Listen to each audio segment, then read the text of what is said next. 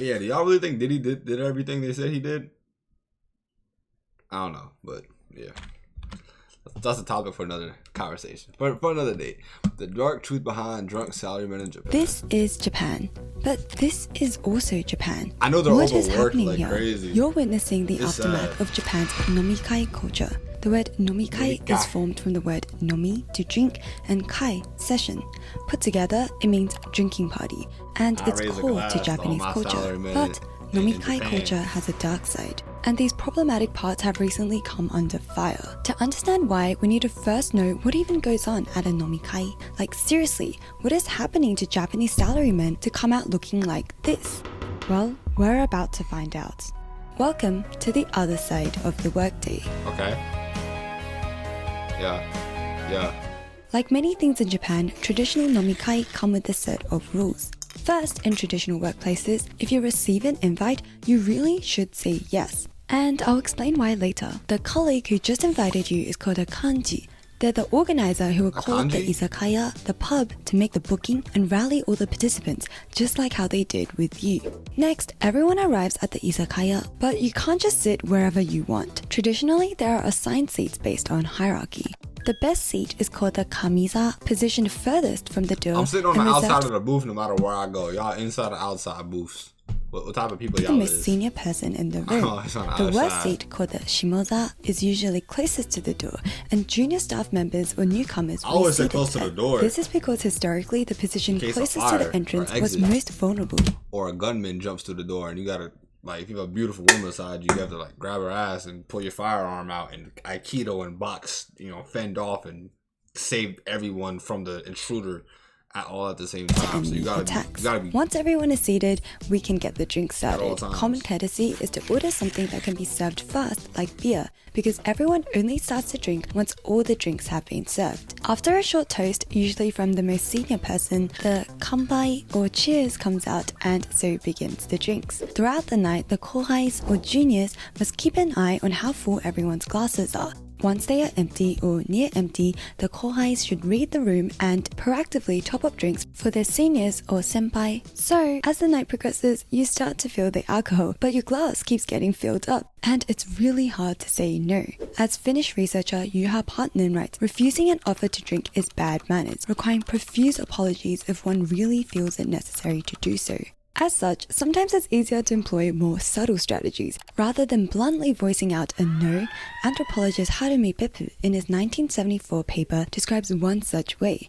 If a guest has had enough sake and wants to accept only out of politeness just a little more but not a full cup, then before the cup is full, he must move the cup higher and higher to prevent pouring of more sake. Chat. How does sake taste? Is it like better? I've never tasted alcohol before, or like I'm not tapped in. Monday something to the effect that it is enough. A good Japanese host is not one who necessarily respects the other's wishes. He is more concerned with forcing his hospitality upon the guest. He is thus prepared for the contingency of the guest attempting to refuse the offer by raising the cup. The moment he senses this defense strategy of the guest, he counteracts by holding the bottle higher and higher, raising the bottle at precisely the same speed as the guest raises the cup, so that he can keep on pouring sake. To do this, and to do it without spilling a drop, especially after both parties are intoxicated, is no easy feat. Who knew drinking could have so many Put Molly all in her sake and she ain't even know it. First, it stores all my study materials in one place. From notes to strategies involved. This just goes to show how hard it is to turn down a drink even when you've had enough. Excessive drinking at nomikai has been linked to serious health issues, including liver disease, cardiovascular problems, and alcohol dependence. Beyond physical health, these after-work gatherings can strain family and social relationships. Your liver hates you. Often spend long hours with colleagues instead of being at home. These are just some of the well-documented consequences of this tradition. And keep in mind, a lot of the employees there drinking don't have a choice. So why exactly do Japanese people have to go? To answer this question, we have to go back in time and understand first alcohol's significance in Japan. Hey, he's done. Alcohol has long been woven into the fabric of Japanese culture. In the history of the Kingdom of Wei, the earliest known Chinese text to reference Japan, Japanese people were described as being fond of liquor. Sake, Japan's most iconic liquor, is believed to have been first brewed over 2,000 years ago, around the same. I wonder who the first person to discover sake was. Like if you drink enough of this, you'll get lit. They just kept knocking. It just kept throwing shots back. Rice cultivation began in the region. I know they thought Sake they was on to quickly something. became the drink of choice and took on deep spiritual significance. In religious ceremonies, it was first offered to gods before being shared among people, symbolizing a sacred bond between the divine and the mortal.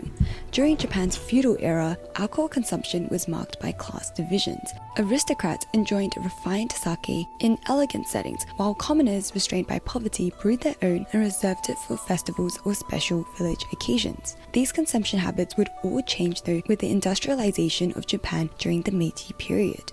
The rise of large-scale breweries made alcohol widely accessible in Japan, and so alcohol became not just a ritual brought out for celebrations, but a routine. With greater urbanization, rural gatherings became less of a thing, but its spirit lives on in modern-day Japan through company drinks. Whether it's celebrating the end of a year, the end of a quarter, or just getting through another week, drinking has remained a key way for Japanese people to connect. Speaking of connection, 지금 한국에 있어요. So if I wanted to connect to data here, 어떻게 해야 할까요? Well, UBG has us covered. UBG is an app offering stand in your destination. All you need to do is turn on G. Use my code I in this video. Now that we have a sense of alcohol's significance to Japan, we can start to unpack why nomikai culture is so prevalent, and that comes down to both internal and external factors. First, let's take a look at internal factors, what you want and what people want from you. I mentioned before that it's hard to reject a nomikai invite, and that's because in Japan, drinking is not just about the alcohol, it's about building relationships. That's because Japan's society is quite reserved. There are a lot of unspoken rules about what you should and shouldn't say. I actually have another video deep diving into what these rules are, so you can check that out later. But for now, just know, in Japan, people don't always say what they think, because speaking too bluntly will come across as being rude, which is socially inappropriate. This means people hold back on their opinions, their thoughts, and how they feel. But drinking creates a kind of social loophole. When Japanese people drink, they're allowed to be more honest, more vulnerable, and say what they really think. So alcohol creates a safe space where we listen and we don't judge. Or, as Partner puts it, the main purpose of drinking is the attainment of uninhibited sociability. As a result, the Japanese even have a word for this process of using drinks to initiate and solidify relationships, and that is nominication, a portmanteau of the Japanese word nomi, to drink, and the English word communication. Naoya, a 32-year-old man from Osaka, says this is one of the biggest reasons why drinking is important to the Japanese. Drinking is one of the most important communication platforms. Alcohol allows Japanese people to express their emotions as well as opinions more openly in this rather socially regimented country. So, if you wanted to get to know someone better, traditionally it would be done over a drink at a nomikai. Now, the flip side, what others want from you. These factors are just as important in solidifying the existence of nomikais, and it's the Japanese work culture that reinforces peer pressure and a group-first mentality. You see, traditional Japanese companies operate with a very communitarian approach, one that emphasizes long-term employee loyalty, family-like work environments, and a strong emphasis on seniority and hierarchy. In this system, drinking after work isn't just encouraged, it's seen as a vital extension of company life, as it strengthens the bonds between colleagues and reinforces a feeling of belonging and loyalty. Within this kind of environment, Partner emphasizes that participation is mandatory if one is interested in one's career and wants to get along with the group. Japan even has the saying, if you want to climb the corporate ladder, you have to drink. I'm not gonna lie. Add to this, When I got older and niggas started drinking and whatnot, gang, I started making up lies, all types of excuses like, nah, I can't drink because work, a test. Like, the way niggas will peer pressure you to drink or smoke or do some shit, and if you don't want to do it, most people will think that you're trying to be like, oh, you're better than them, or you're trying to be different, or that. No, nigga, I just don't want to drink. I just don't want to smoke. Like, get off my dick. This is not that deep. Relax. The idea of lifetime employment being the norm in Japan in the 80s. So for the older generation, it was even more important to fit in because you'd be seeing the same colleagues for the next 40 years. Which means you're going to the izakaya and you're going to drink. But it's not just about wanting to form connections over a drink or getting pressured into it. Several external factors unique to Japan have allowed nomikai culture to thrive. And that is the accessibility of alcohol, loose liquor laws, and Japan's exceptional tolerance towards being drunk. When we briefly talked through the history of alcohol in Japan, we talked about how alcohol is readily accessible nowadays, but you might not have imagined just how accessible it is, because in Japan, you can buy alcohol from just about any convenience store, and they're open 24/7. You can even find alcohol being sold in vending machines on the street. The legal drinking age in Japan is 20, but most machines don't verify age. So let's just say underage drinking is a lot easier here than in many other countries. The casual relationship Japan has with alcohol is observed by Partner, who notes alcohol in Japan has never been regarded as a major social problem, and few measures against its production or use have been taken. Alcohol isn't just easy to get, it's also easy to consume. In Japan, it's legal to drink in public, so you'll see people sipping beers at parks, on the street, or even on public transport. Drinking whenever, wherever is not just accepted, it's entirely normal. Japan, being such a safe country, also ironically plays a role in enabling its drinking culture. Someone could be passed out on a bench completely defenseless and wake up with all their possessions intact. People might take a passing glance at them, but Japanese society in general is very tolerant towards being drunk. Partner comments on how Japan has been called a drunkard's paradise, as the inebriated are to be humoured and cared for, and most often this is women's task. This tolerant attitude is even seen in how law enforcement responds. David Bailey in his 1991 book says the following: police officers treat drunken people according to the general view that they are children and are not responsible for what they do and say. The duty of a police officer is to protect them from their own excesses. This exceptional level of tolerance and acceptance is also reflected through data. A 2013 Pew Research Center survey asked people around the world whether they saw drinking wake up and not have a damn thing to your name as morally acceptable, unacceptable, or not a moral issue. Yeah, I'm not gonna lie, niggas get robbed sober. You're not. You could be fully in your right state of mind and wake up, and you could be fully awake and still have nothing to your name. Japan topped the list with 66% of respondents saying it was morally acceptable. The next highest was the Czech Republic at just 46%. The combination of all these external factors has created an environment where drinking in Japan is not only easy but largely consequence-free. And so, nomikai culture has thrived. Note though, the past tense, thrived. Because despite its deep cultural roots, nomikai culture has increasingly come under fire. In recent years, public attitudes have started to shift, as the social pressure to attend these events and to drink at them has become entangled with issues around harassment and consent. Nomikai culture is such a big thing though. Can this practice really change? Well, the younger generation has something to say about it, and they don't need a drink to speak their mind. How y'all feel about alcohol? For decades, nomikai culture was seen as just another part of the job, but that attitude is no longer taken for granted. As more women entered the workforce, issues of consent and harassment have brought the more troubling sides of the culture into sharper focus. Kumiko Nemoto, a sociology professor at the Kyoto University of Foreign Studies, comments on this shift. In the past, it happened all the time. It was part of normal corporate culture in Japan, but now it's seen as power harassment.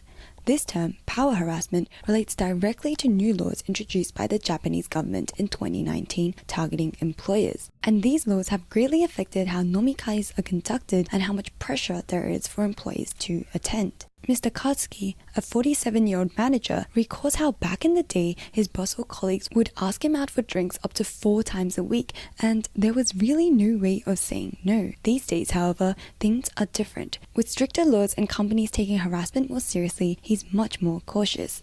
Subordinates can always anonymously email or write letters to a complaint box. People are much more aware and prudent. This shift in how nomikai are viewed reflects larger changes in Japanese society. The idea of a job for life is no longer the default, and younger workers are increasingly willing to leave companies that don't align with their values. In this day and age, sharing a drink to bond with co-workers after work doesn't hold the same appeal anymore. I think we've seen the biggest influx in entrepreneurs. I'm not even talking about just content. I just mean in general, people wanting to try their own way in life. Like that whole... Bro, I think it's actually insane to get a job. Okay, now hold on. Without context, that sounds crazy. I mean, I think it's absolutely insane from the age of like 18 or whenever you graduate high school to just get one job and then work your entire life and then retire and never travel, never explore, never buy the things you want. At least try. Like you just don't do nothing. Like you're just stuck. You'll die that way. To me, that puts fear in my heart. Generational shift in attitude is clear in an anecdote shared by Takanori Sakaguchi, a procurement consultant. He recalls a friend telling him that more and more job applicants and students at recruitment events are asking whether the company holds drinking parties. To him, it was surprising that the presence of nomikai could influence whether young people wanted to work at a company or not. But these questions make it all very clear. Drinking culture matters, and for some young people, it's a deal breaker. Perhaps it's not that surprising that the younger generation is carrying this attitude into the workplace, because nomikais are actually not just big within the business environment, but also at university, especially in uni clubs. And just quickly expanding on this point, it seems like uni nomikais have gone through quite the transformation. Wu Yixuan in his 2023 paper interviewed 7 respondents who all commented on how they had heard or experienced at first uni nomikais being stricter in attendance and having a more hierarchical structure. But nowadays, attendance at uni nomikais are optional, and senior members often behave in an equal manner with their juniors. In addition, none of the interviewees mentioned feeling any pressure to get drunk at nomikai. The expectation to drink heavily or to keep drinking when they don't want to is fading. Outside of drinking, different alternatives to facilitate bonding have become popular over the last decade, such as hiking, eating out, doing sports, activities that don't require alcohol to facilitate a similar kind of bond. As values evolve, so too do traditions. Nomikai will likely remain a key part of how co-workers and students socialize in Japan, but it's already starting to look a bit different. The more problematic parts of it, like compulsory attendance or being pressured to drink past one's limit, are increasingly being questioned. While business nomikai might take longer to change, university culture shows us that such transformation is possible, and with new laws and growing resistance from younger generations, after-work drinks might one day simply be just that, a pressure-free hangout with colleagues, not an obligation that stretches for hours multiple times a week. Drinking culture is such a big part of East Asia, and today we just scratched the surface with Japan. I'd love to do a deep dive into China or Korea next, so make sure to subscribe so you don't miss it. I'm not gonna lie, if you cannot have fun sober, that's tough.